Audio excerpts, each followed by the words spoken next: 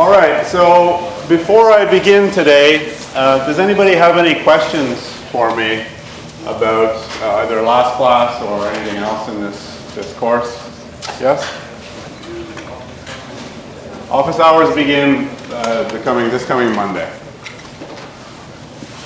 And if you look on the class, the course webpage, you'll see that there are lots and lots of office hours.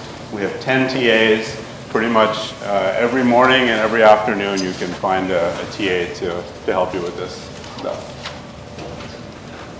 Other questions? Okay. So today, most of the class will be spent on one particular topic called the product rule. And I can't overstate how important this topic is for this course. So at the end of this class, you'll be able to pick up the first assignment and do many of the questions on there. So that's one thing that makes it important. But also, by the time, yes? We'll talk about that in a second. But by the time we get towards the end of this course, we will be using the product rule all the time, without even mentioning that we're using the product rule. Okay, so it just comes out really naturally all of the time, and it's basically critical to everything that we're ever going to do. Okay, and that's because the first part of this course, so that the two subjects in this course are combinatorics and discrete probability. So this first part is combinatorics, which is a fancy word for counting. And in particular, almost always, and in fact, always if you look at things the right way, by counting we mean figuring out how large a particular set is. Okay.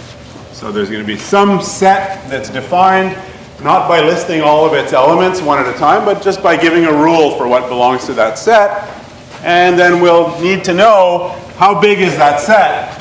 And that's basically the topic of combinatorics, is about computing the sizes of sets. Okay, so here's the product rule, and it's the most important rule, the most commonly used rule in combinatorics. And we'll state it first in terms of executing a procedure. Okay? So we have a procedure that we want to perform, and there are M tasks to perform in that procedure. So maybe it's a 3-step procedure, in which case M is 3.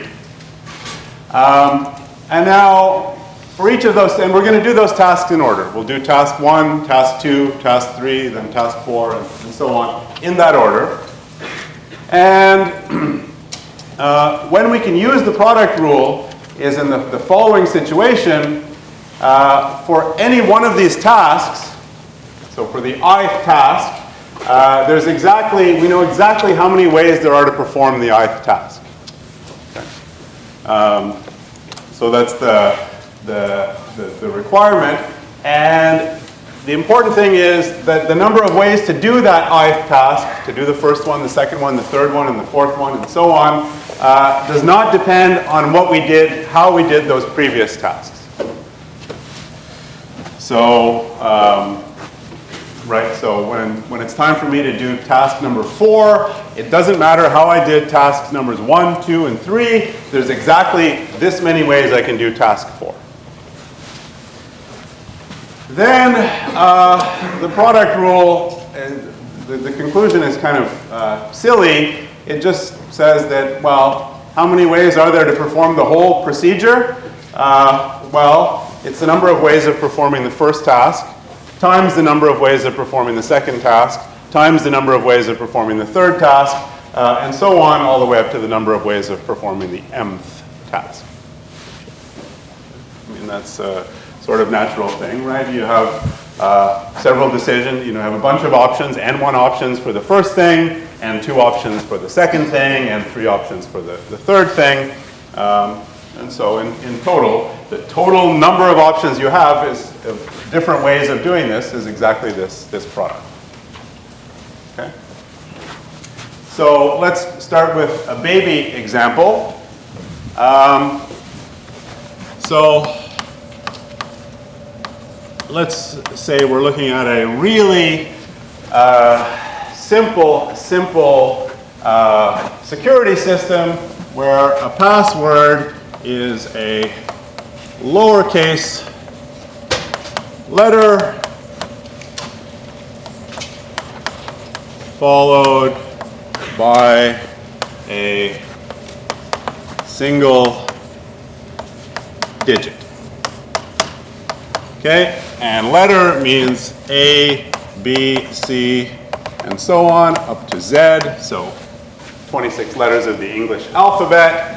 And a single digit is 0, 1, 2, 3, and so on up to 9.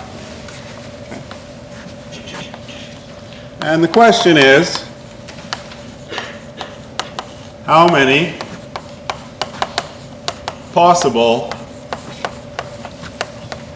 passwords are there? Okay.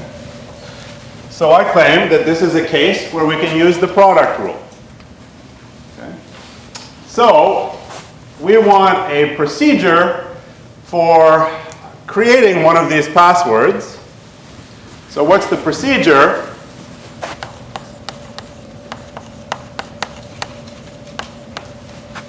Step 1 in the procedure is write the letter in the password.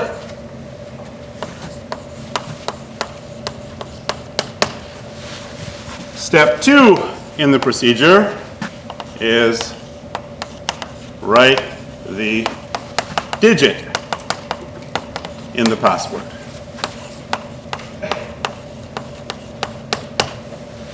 All right. So let's see if this is something that is amenable to the product rule. Okay, we have a procedure. It consists of 2 tasks, 1 and 2. For each of these tasks, there should be a fixed number of ways of performing it. So there should be some number of ways of performing task 1 and some number of ways of performing task 2. And in particular, the number of ways that we do task 2 should not depend at all on what we did for task 1. So how many ways are there for me to choose a letter and write it down? So N1, the number of ways of performing task 1 is 26. How many ways, so once I've written down that letter, how many ways are there for me to write down a digit? 10. And 2 is 10. And that's always the case no matter what I chose for my letter. Right? There's nothing changes in step 2. It's basically the same thing. Okay, so by the product rule, the number of ways of executing this procedure is N1 times N2, which is 26 times 10 is 260. Now, I will, right up until the end of class, I'll gloss over a small detail, but a small but important detail, which is that every time we execute this procedure a different way, we get a different password. So, up until here, everything is completely rigorous. And here we're going to gloss over something because we don't quite have the right rule for it. But basically, the number of different passwords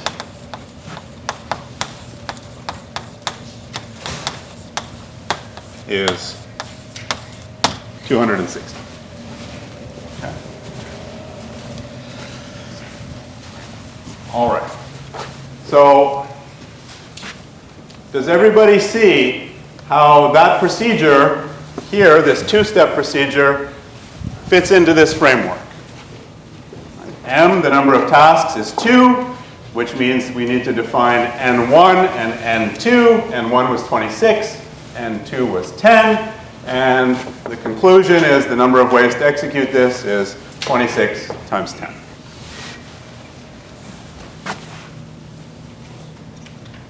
Easy. Good.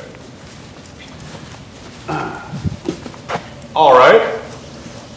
Let's do another one that is extremely relevant for computer science.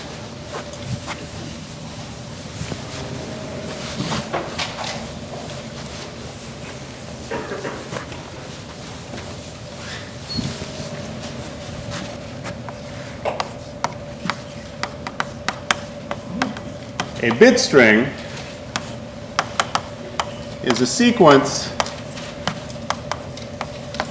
of zeros and ones.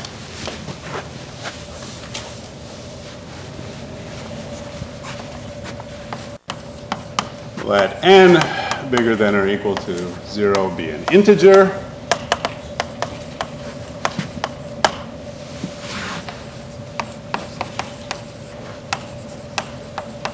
How many bit strings of length n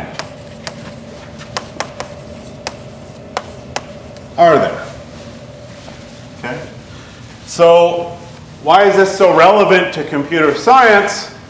Well, most of you, probably all of you, own some kind of computer, laptop or a desktop. Some of you have them in here with you right now. And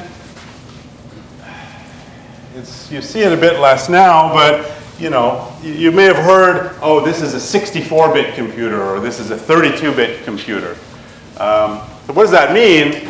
Well, that means that the basic piece of data in your computer is a bit string of length 64 or a bit string of length 32. So this question is, you know, for n equals 64 or n equals 32, it's basically how many different kinds of data are there that I can store in you know, one, basically one register of this computer. So, you know, it's a good thing to know. And so I claim that we can answer this using the product rule. Any suggestions how we should proceed?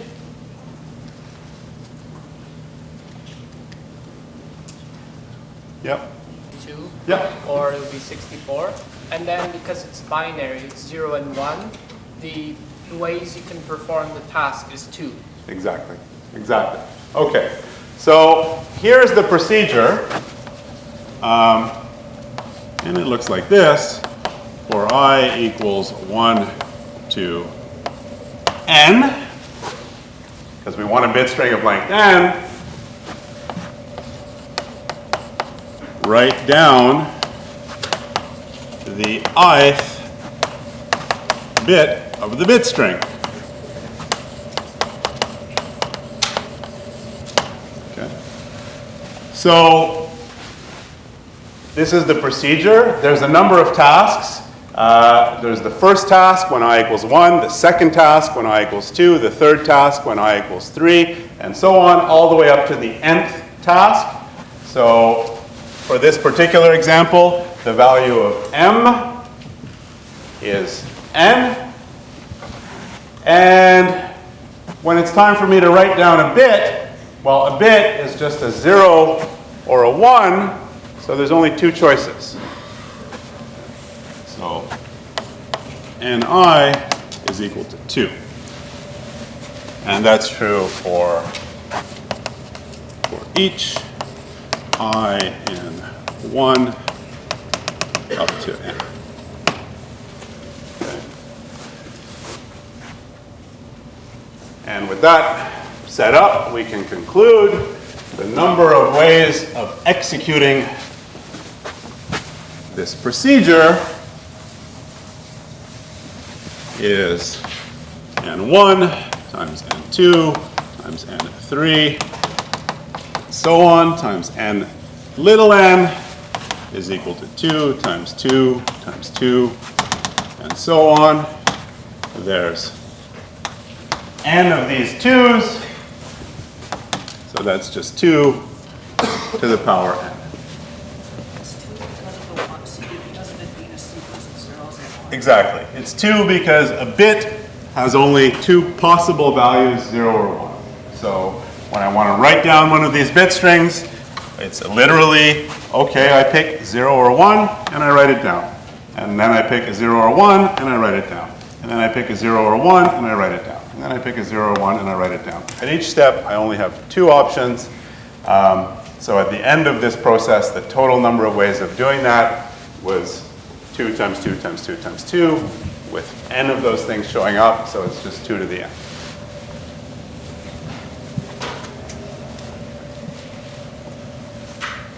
All right, is that clear? So your 32-bit computer can, so to finish this conclusion, therefore, the number of bit strings of length n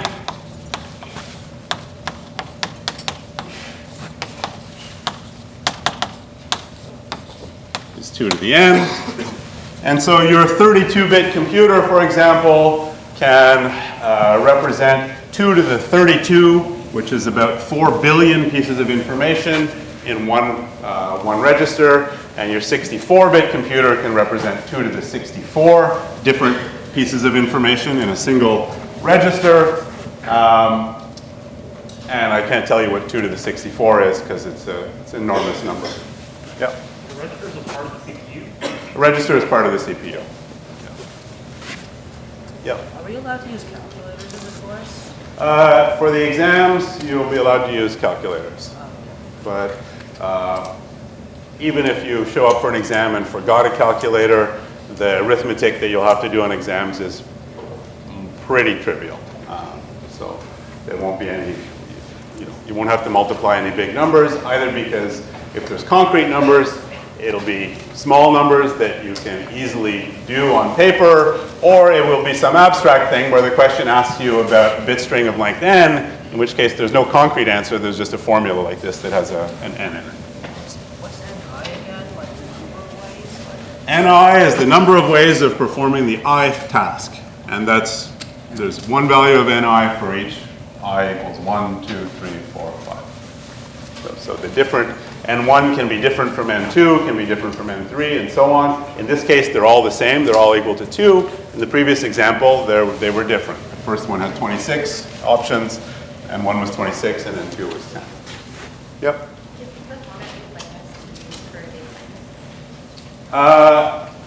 Yeah, roughly like this. And in particular for the early ones, because it's mostly the first assignment is mostly applications of the product rule, really be explicit and say, okay, in order to, there's a question about placing beer bottles on a shelf, for example, and you can say, well, the way I place beer bottles on a shelf is I choose the location of the first beer bottle, there's this many ways to do it, and I choose the location of the second beer bottle, there's this many ways to do it. And so really be explicit like that at the beginning, and then you'll, by doing that actually, 2 things. You'll convince the person reading your assignment, but more importantly, you'll convince yourself that what you're doing is actually following this pattern here. Because otherwise you might run into a situation when you write it explicitly like this that you realize, oh, I'm not allowed to put this beer bottle here if that shelf was already full, but that shelf may or may not be full depending on how the stuff was placed in the previous ones. Therefore, there's something wrong here because I'm not satisfying this condition that it's always the same number of ways of performing this task. So at the beginning, go slowly and carefully. Try and put everything into this form. Yep. if n is equal to 0, how many bit strings of length 0 are there? So a bit string of length 0 is hard to see because there's nothing there. But so it's what's called the empty string. In fact, when we talk about strings, when we do strings, the empty string actually has a representation. It's a squiggly epsilon. Otherwise, it's really hard to talk about it because it just disappears. But the number of empty strings, the number of strings of length 0, there's exactly one of them. There's one string of length 0. It's the empty string. And indeed, 2 to the 0 is equal to 1. Yep. I mean, this works even for n equals 0, but it doesn't tell us anything very interesting. But that is a good point. Very often, these sort of boundary conditions like this, they can give you some information about the question. So, you know, if you didn't know the answer, you might actually start by first writing down all of the bit strings of length 0, and then writing down all of the bit strings of length 1, and then writing down all the bit strings of length 2, and all the bit strings of length 3. And if you did it carefully, you'd realize, okay, there's bit strings of length 0, there's only one of them. Of length 1, there's 2 of them. Of length 2, there's 4 of them. 3, there's 8 of them. You'd see a pattern and then have a good guess at least. And actually, probably just by doing that, you would realize actually what the procedure is, because you just did it a whole bunch of times because you wrote down a whole bunch of bit strings, one bit at a time. So that's often a good way to start on things like this, is to actually figure out what the values are for small values of n, or whatever the parameter is. Okay? All right.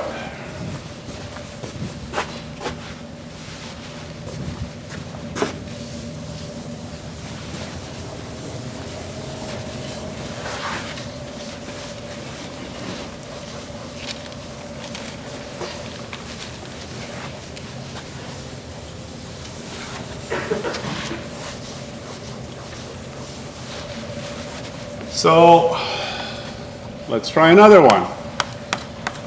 Let A be a set of size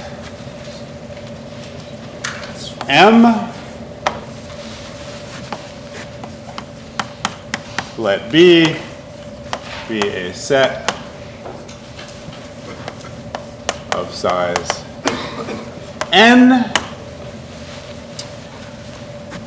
And I'll ask the question, and you may not even know what it means just yet until I explain it. How many functions f from A to B are there? So this word function, many of you are confused by, because the first sort of introduction to functions you get is in something like an algebra course where a function is like a formula, and so you think that's what functions have to be. And then maybe if you remember a little bit of your previous discrete math course, 1805, you might remember that there's actually a formal definition. And it's a relation, a special kind of relation between some set A, called the domain of the function. So those are the arguments of the function. And what comes out of the function are elements from some set B, which is called the range of the function. Old people call it the codomain, but it's the range of the function. And the way it works is that if you give me anything, any argument to the function, so let's call this thing x, this little x that's in A, look at f of x, and I get, or I apply f, and what I get is something in B the value of the function when I evaluate it at x. So the way it works, so these functions are for every element in A, I pick an element of B and say that's the value of the function when it's given this argument. This is what the function outputs.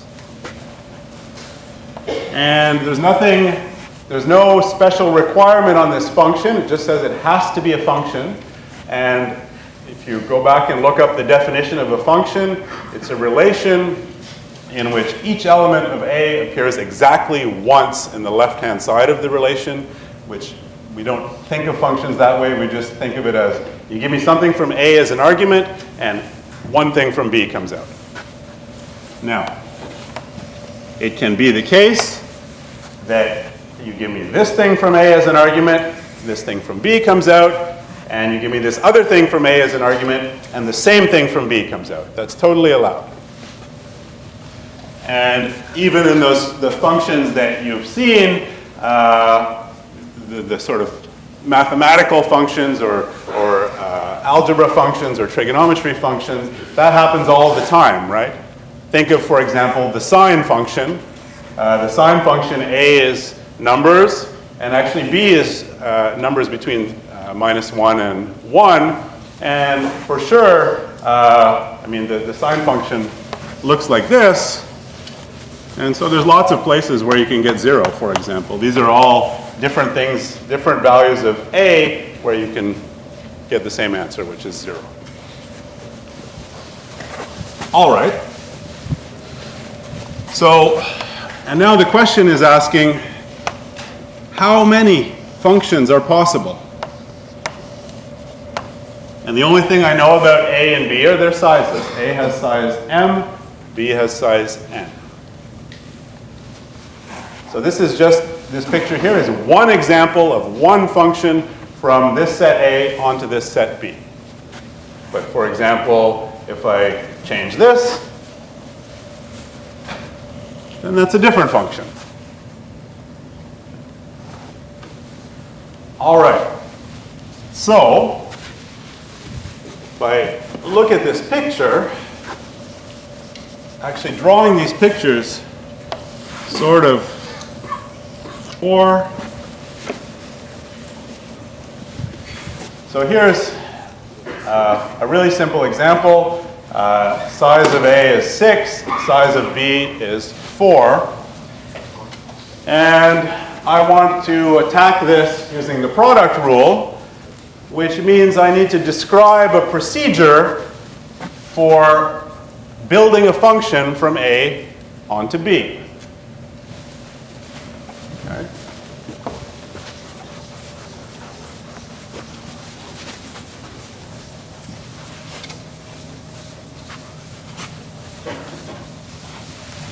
So let's look at what this procedure would look like.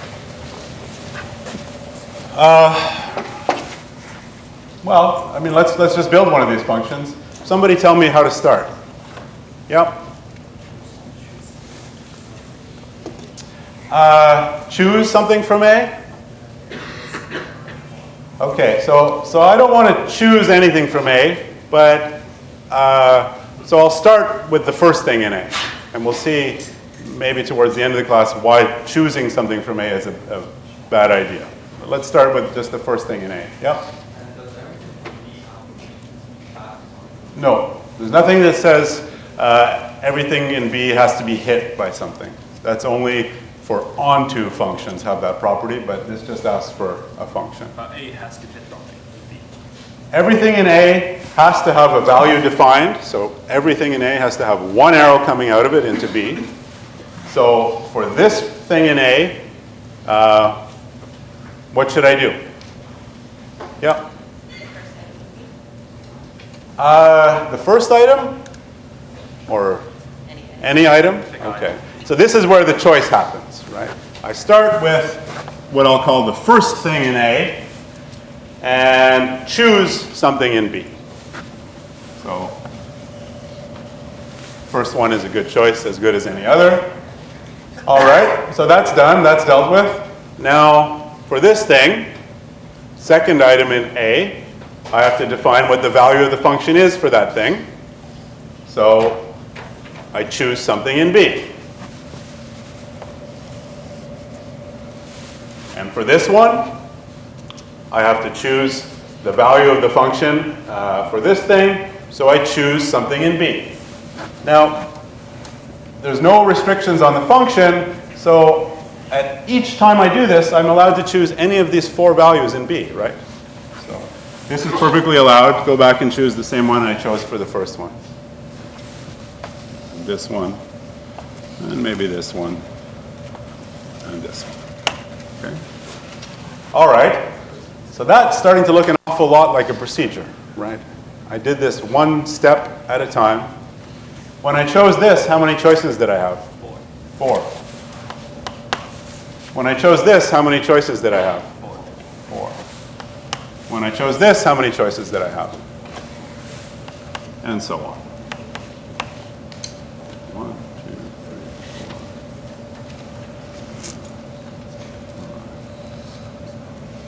3, 4, and 4. Okay? So I did 6 steps. For each step, I had 4 choices. And so the total number of ways that I could have done this is 4 to the power 6. 4 times 4 times 4 times 4, 6 times. Now, all right, what are these? What's 4 and what's 6 in the general case? Yeah. M to the power. Yeah. So 4 was the size of B, right? That determines how many choices I have, because each thing here I can choose anything from B. Okay. So 4 was the size of B, which is N.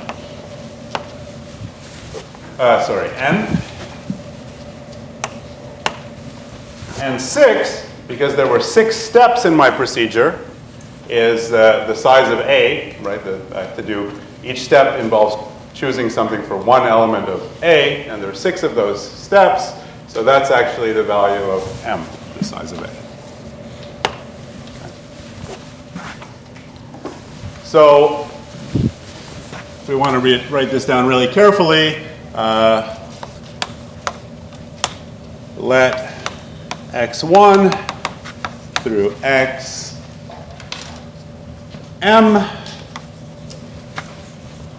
be the elements of A,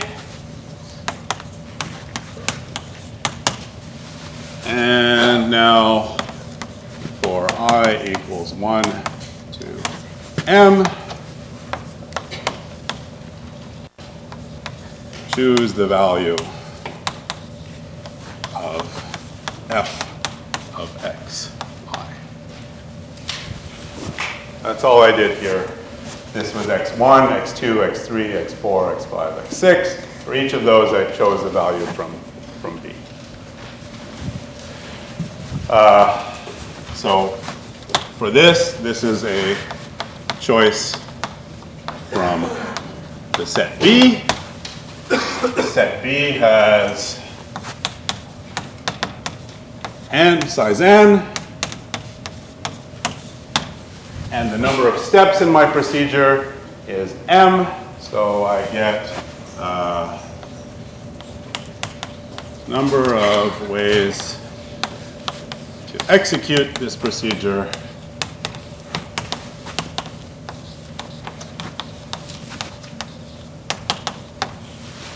is n1 times n2 times and so on times n. M is equal to n times n times n times n is equal to n to the m.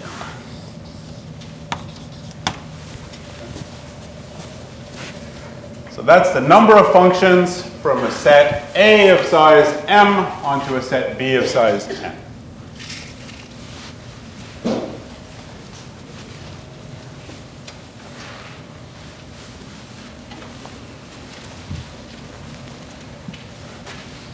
All right, is that clear?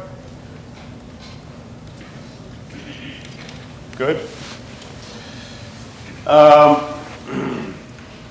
And somehow hiding behind all of this, implicit in all of this, is that n and m are finite.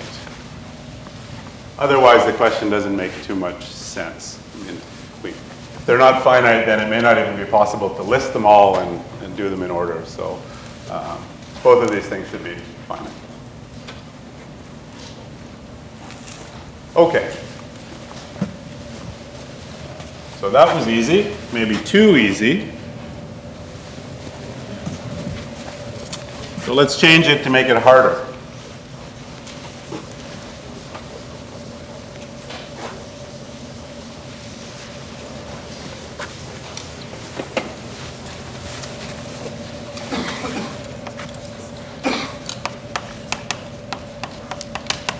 A function f from A to B is 1 to 1 if for every y in B there is at most one x in A such that f of x equals y. Okay?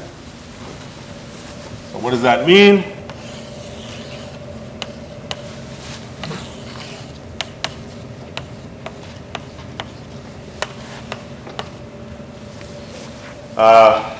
So it says if I look at any y in B, so for example, if I look at this one, and now I look over back in A and look for anything that's pointing to y, there should be at most one thing pointing to y. In particular, I don't ever want to see this happening because now there are two different choices of x in A where f of x is equal to y. So this is not one-to-one.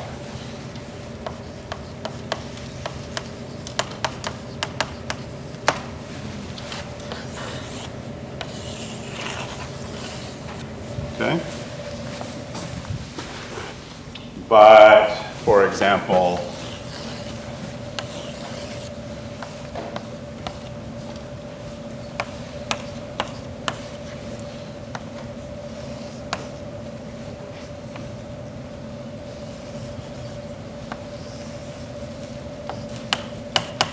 this function is one-to-one. Because if I look at anything in B, there's at most one arrow coming in. Here there's one arrow coming in, here there's one arrow coming in, here there's one arrow coming in, here there's 0 arrows coming in. 0 is less than or equal to 1, so that's okay as well. All right. That looks tricky. So,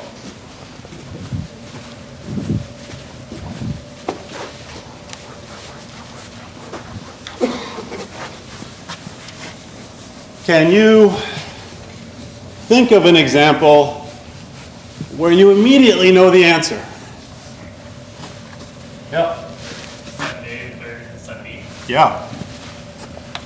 So here's a bad example. If A has 2 elements in it,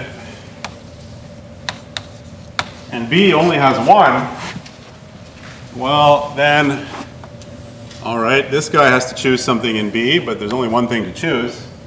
And this one has to choose something in B. There's only one thing to choose, so actually the number of functions from A to B is actually, there's only one of them, and it's not one-to-one. So therefore there are no one-to-one functions from A to B.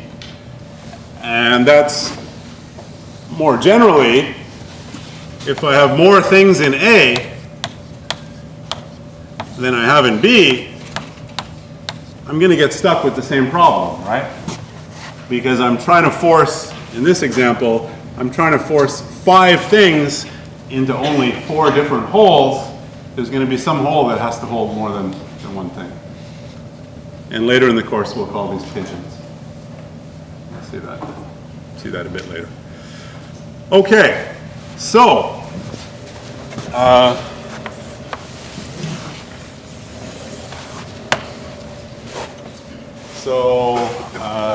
let's state the question. How many one-to-one functions are there?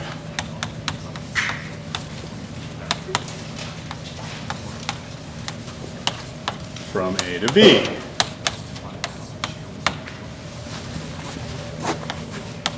So one immediate answer is that if the size of A, M, is bigger than N, the size of B, then there are 0 one-to-one functions.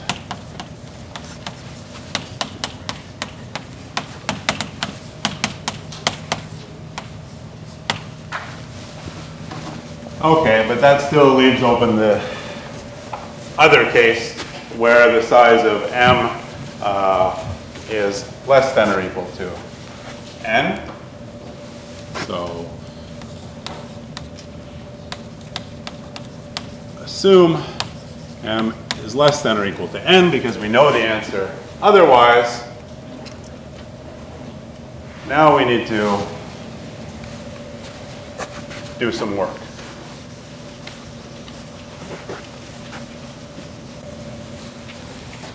All right, so let's think about making one of these one-to-one functions from A to B in terms of doing it one step at a time. Yep.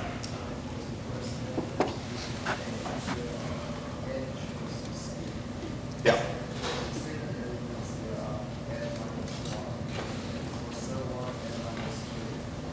And n minus 3. Exactly. Okay, so we're still going to do this with a procedure where we select one element at a, we're going to define the function one input at a time, starting with the first element in A that we called x1 previously, and then x2, and then x3, and then x4.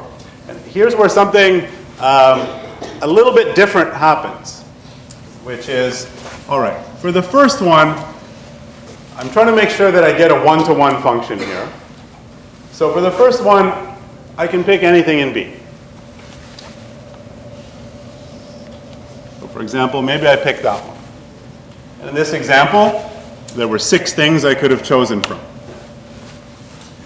Now, for the second one, I get to pick something in B, but it has to be something different than the first one. So that already should get you worried about this. The number of ways of performing task I, or the ways in which I can perform task I, actually now do depend on what happened in the previous task. Because when I'm picking this one, I'm not allowed to pick this one again. The good news is, yes, the possible choices I have are different, but the number of possible choices is the same, no matter what. So no matter what I picked in the first step, there will always be 5 things left for me to pick. So this thing gets to pick from this one, this one, this one, this one, or this one. That's 5 things. So this is 5 choices. Then, now no matter how I did those first 2 steps, because they picked 2 different things, then there's only 4 left.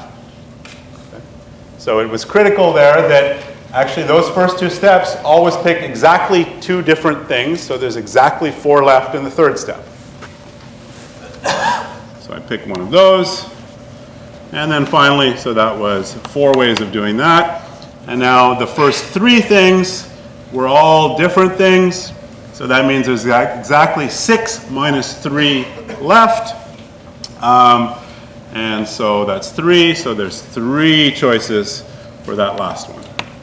So in this example, and 1 equals 6, and 2 is equal to 5, and 3 is equal to 4, and n4, because there's only 4 steps in our procedure, is equal to 3.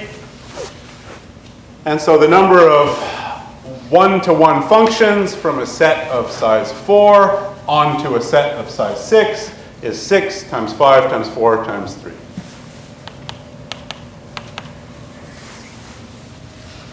Yep? So you can use the choose formula. Not yet. But first, before that, let's have a reminder about the factorial formula.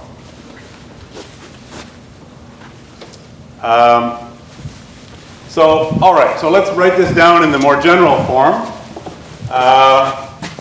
So it looks like this. Let x1 through xm be the elements of A, and for I equals 1 to m,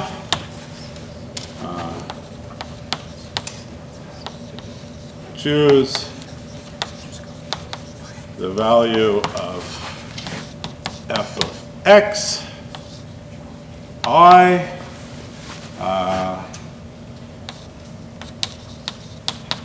that is different from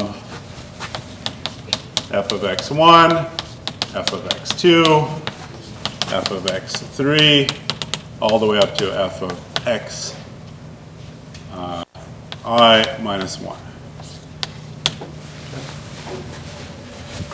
So when I make when I execute for x1, I can choose anything I want from B. That's what happened here. But then when I take the second step, there's one thing I'm not allowed to choose. When I take the third step, there's 2 things I'm not allowed to choose. So during the ith step, the number of options, n sub I, is equal to the size of B, which is n, minus all of the things I chose in the I minus 1 previous steps.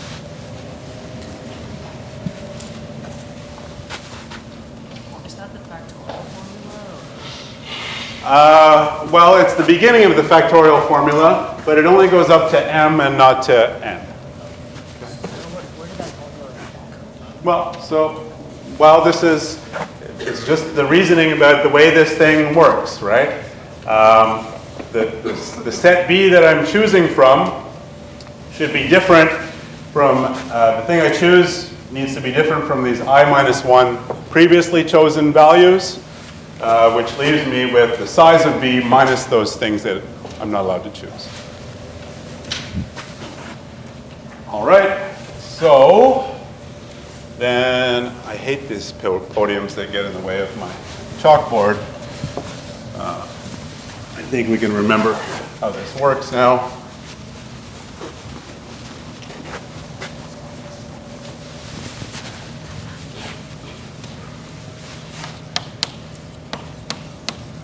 The number of one-to-one functions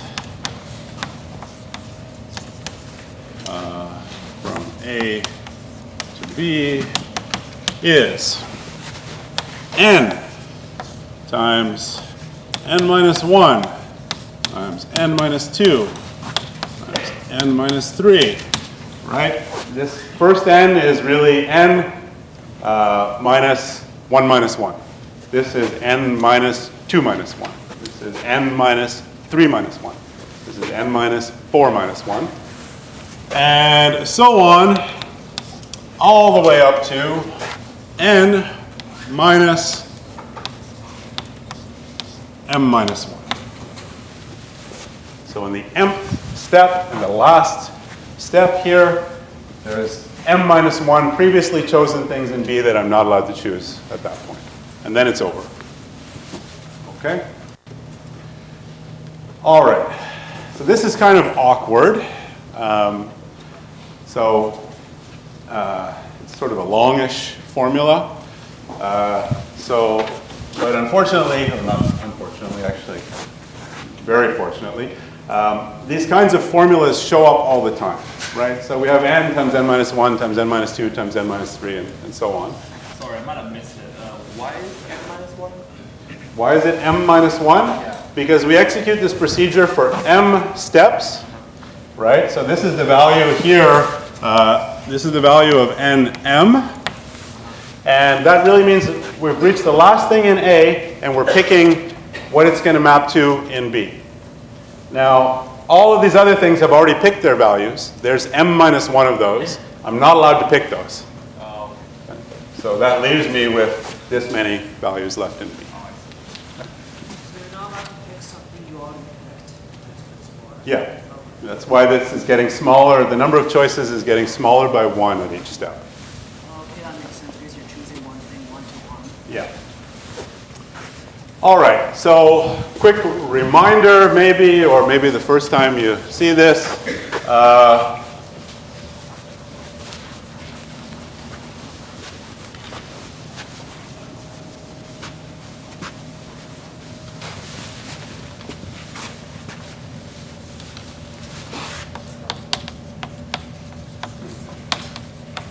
For any integer, it's helpful in this course to even allow 0.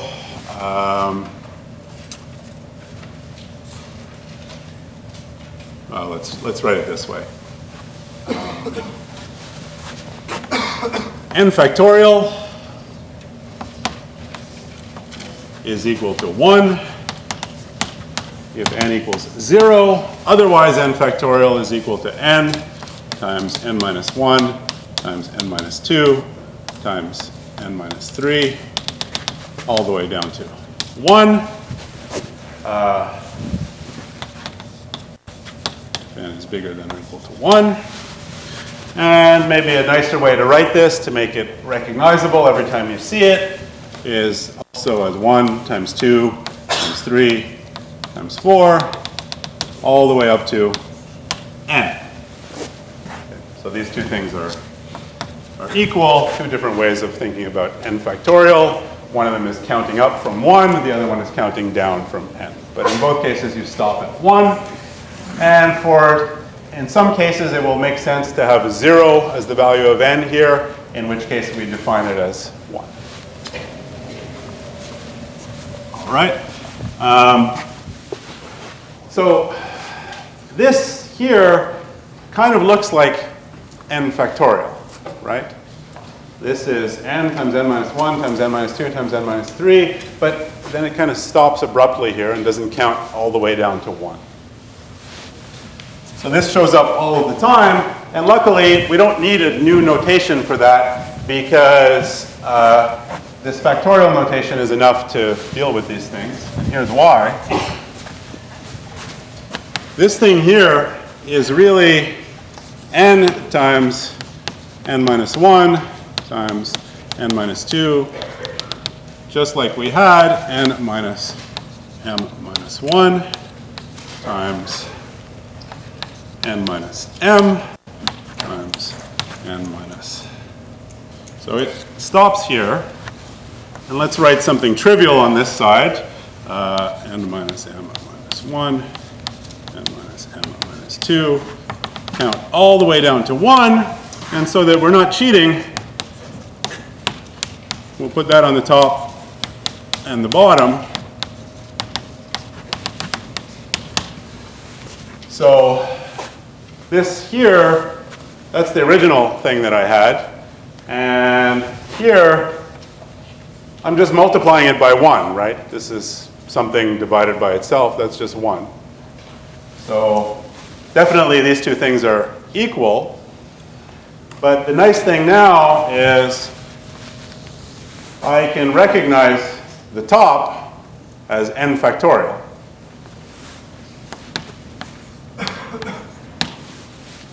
And the bottom, what's that? n minus n factorial. Yeah.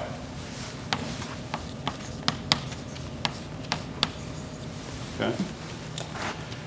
So whenever you have one of these things that starts out like a factorial, it's counting down but stops abruptly, it's actually just the ratio of two factorials, of two different things, right? On top, you've got the n factorial, and on the bottom, you just take the next term here, factorial, and that wipes out all the extra stuff you got. So this is the number of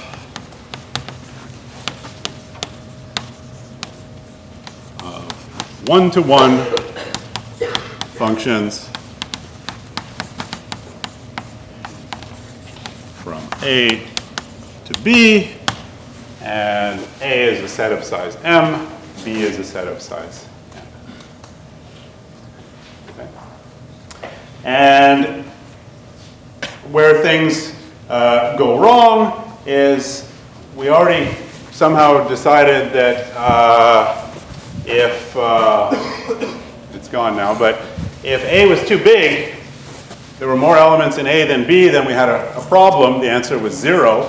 That shows up here because if A is bigger than B, then this is a negative number. We're asking for a factorial of a negative number. That's not even well defined. So this works for as long as M size of A is less than or equal to N. Otherwise, if M is bigger than or equal to N, the answer is 0. If M is bigger than N, the answer is 0.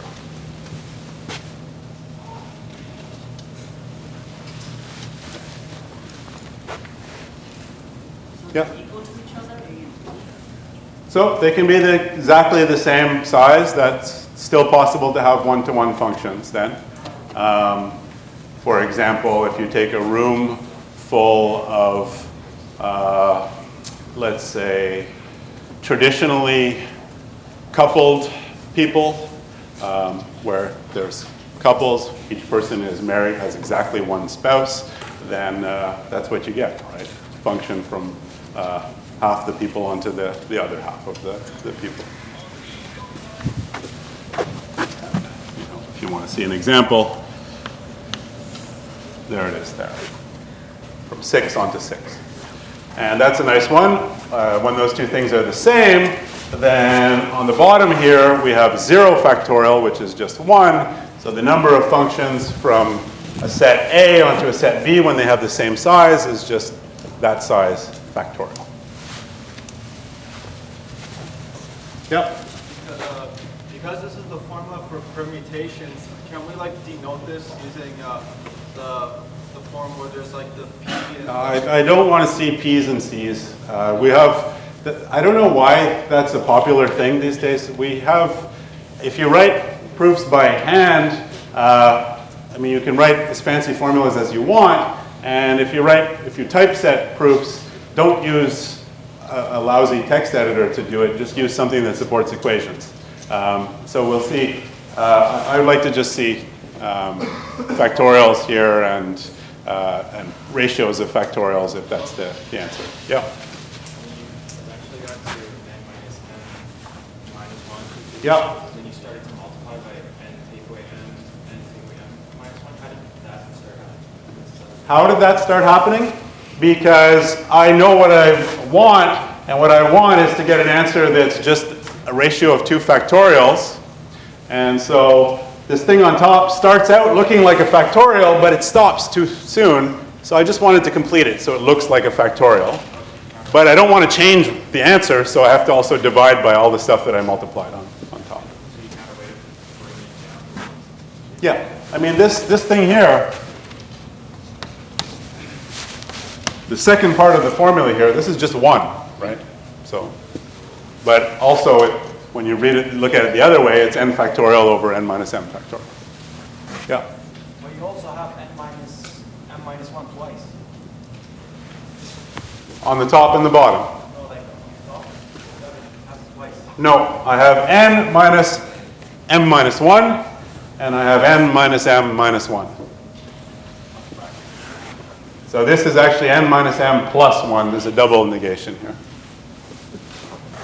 Yep. That's where the exclamation mark comes from, because it's -1 and -2. No, the exclamation mark is just the notation for this factorial function. Is the this super handy thing that's going to come up all of the time. What does it mean though? It's just define it to be, when I say n factorial and n is big, an integer bigger than or equal to 1, it means exactly this. Okay, it's bigger than or equal. The literal, the traditional interpretation is it's the number of permutations of a sequence of length n, or a set of size n, which you can think of it, looks like one of these things. Yep. So when you write the thing that looks like absolute value, that's not absolute value, that's This thing size. here? This thing? Or the one where, let's say, 4a equals m for b. Oh, this is the size, yeah. I see. So for a set, hopefully some of you have seen this before, right? That's the cardinality or the size of the set. For a set A,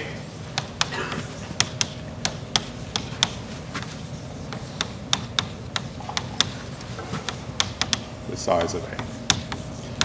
And in this course, we'll almost, except near the very end, we'll almost always use finite sets, so that makes sense.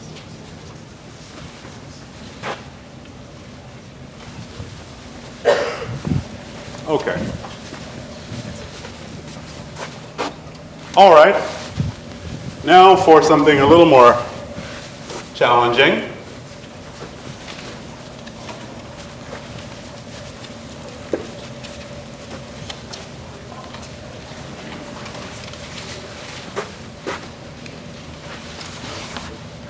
That there.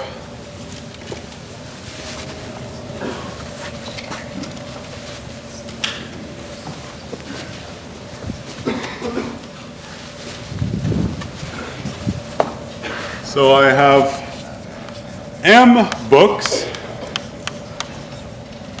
and I have, let's call them B1 through BM, and I have N shelves. So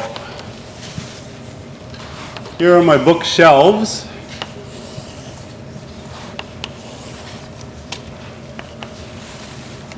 And then I have some books to place.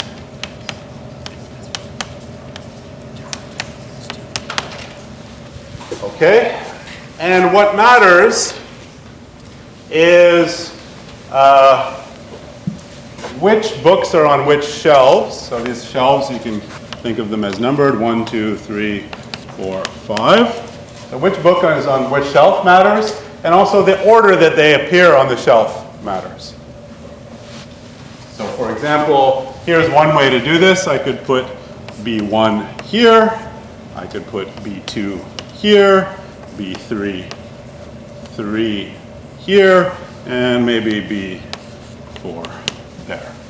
That's one way to place these books on these shelves. And that is different from, for example, if I change the order of B1 and B3, that's a different way to place these books on these shelves. Okay. So,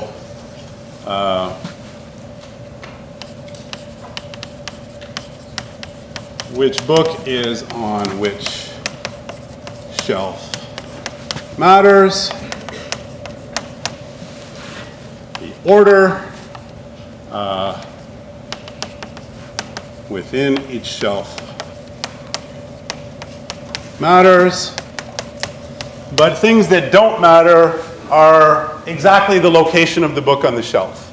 And that's because I am a little bit obsessive compulsive, and no matter how you place them, I'm just going to come and push them all the way to the left-hand side anyway. So as long as you put them two different ways in the same order, I'll just make sure they're all on the left. So don't care about that. Each shelf is long enough to hold all the books.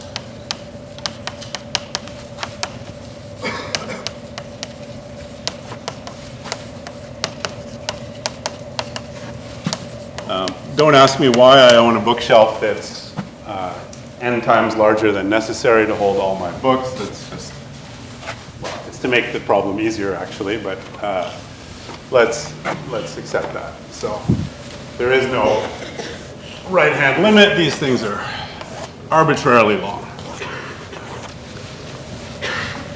How many ways are there to place the books on the shelves?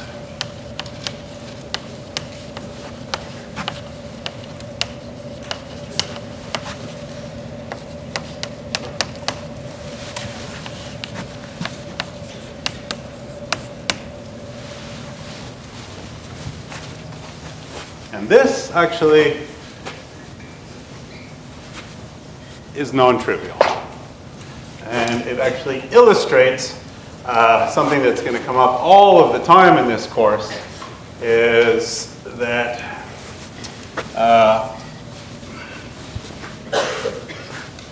the course is full of these basic rules, like the product rule, that are, once you've seen a few applications, they're easy to understand, but very often they are applied in extremely clever ways that are not easy to come up with, that you wouldn't see right away.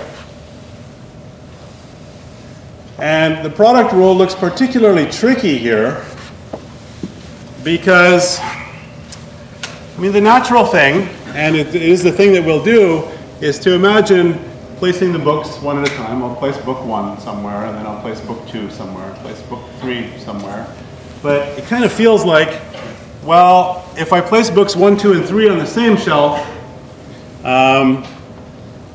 that's different than if I spread book 1, book 2, book 3. Then for book 4, I'd seem to have different numbers of choices for where it can go. And that's a problem for the product rule. If the number of choices for book 4 depends on how books 1, 2, and 3 went, then the product rule is not going to work. We have to come up with a way of thinking about this where actually the number of choices is the same at each step. So, yep.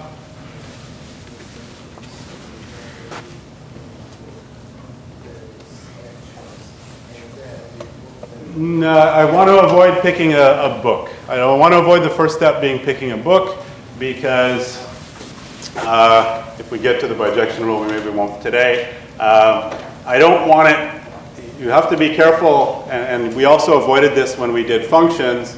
You have to be careful that, for example, if I place book M on the first, if I pick book M and then I put it on shelf 1, and then I do something with the other books.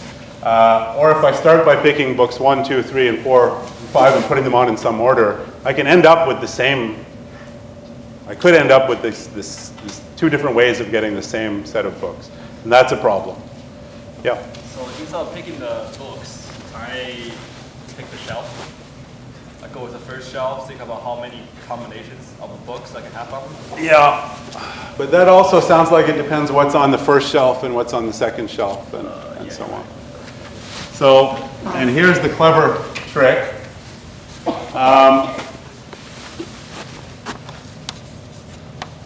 For I equals 1 to M, take book I,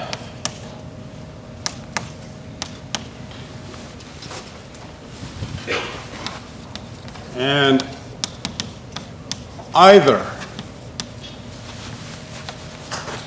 choose a shelf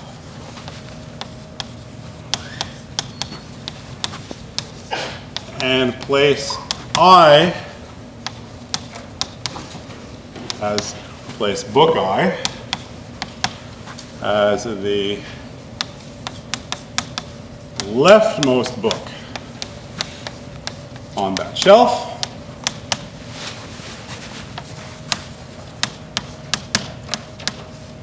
Or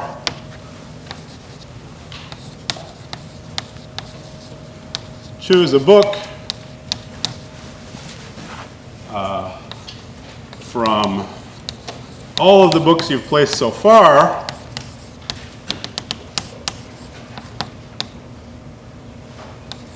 so let's call that book BJ, so J is smaller than I, and place BI immediately to the right. To the right of Bj. So I, J is less than I. J is less than I, yeah. So let's do a quick example. So book B1, so for B1, there's no option to choose a previously placed book and put it beside that one. So all we can do is pick a shelf for book B1. So we do that, and we pick this one. But now, or here, or here, or it can go to the right of B1. N plus what choice? So that's n choices if I decide to make it the leftmost thing on a shelf, plus I also have the option of placing it directly to the right of B1, and that's different than making it the leftmost thing on a shelf, because if I just choose that, then there's definitely something on its left. So for B1, we had, in this case, 5 choices. For B2, we had 5 plus 1, 6 choices. And now, well, I mean, we can try however we like. Maybe we put B2 here. We decided to pick a shelf and put it there. And now we take B3, and we can put B3 here, here, here, here, or here. Or we can put it beside B1, or we can put it beside B2. And each one of those gives us something different, right? So for that, there's 5 plus 2 is 7 choices. And let's say we decided B3 is going to go right there beside B1. And then finally for B4, we can put it leftmost, leftmost, leftmost, leftmost, leftmost. Or we can put it beside B1, in between B1 and B3. Or we can put it beside B3, or we can put it beside B2. So that is 5 plus 3 choices, 8 choices. So the number of ways of placing 4 books onto 5 shelves here is 5 times 6 times 7 times 8.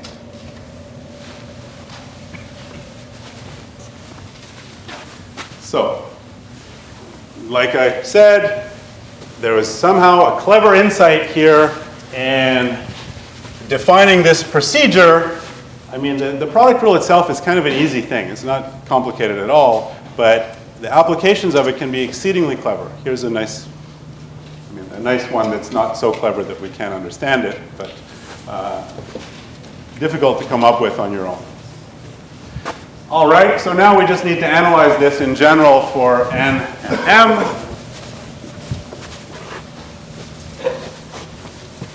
So if we look at this, the number of choices for the first book is just the number of shelves. But for the second book, it's the number of shelves plus, we can put it right beside the first book. For the third book, it's the number of shelves, or we could put it beside the first book, or we could put it right beside the second book. That's 2. And that goes on up to n. Number of books is m, which we get n plus m minus 1, right? If you look at what we're adding, we start, this is like n plus 0, 1, 2, 3, so that'll only go up to m minus 1.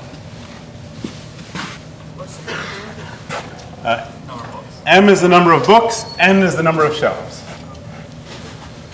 Okay, and therefore,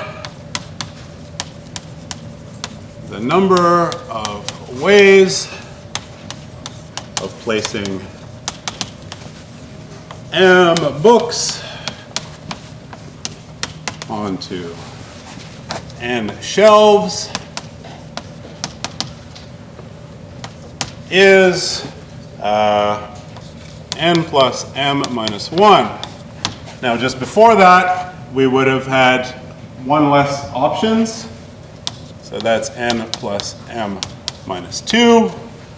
Just before that, we would have had one less option, n plus m minus 3. And so on, all the way down to n plus 1, and then even n, that's that guy.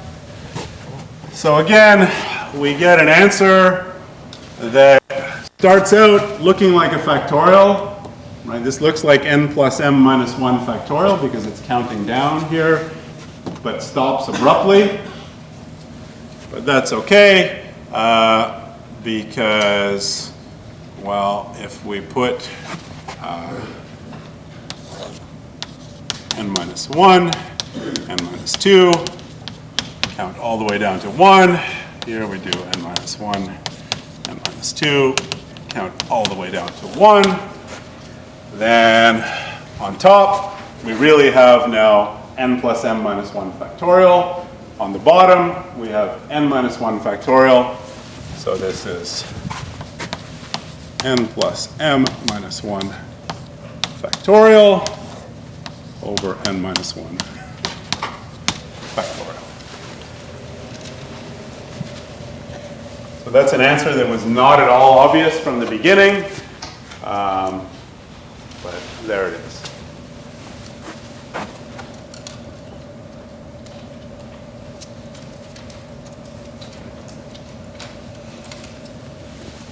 Questions? Yep.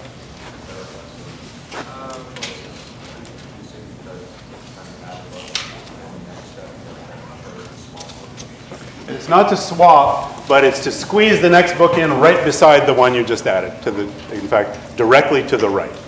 Yeah. And that's true no matter where you place that last book, there's always a spot directly to its right. Okay, so that's a good place to stop for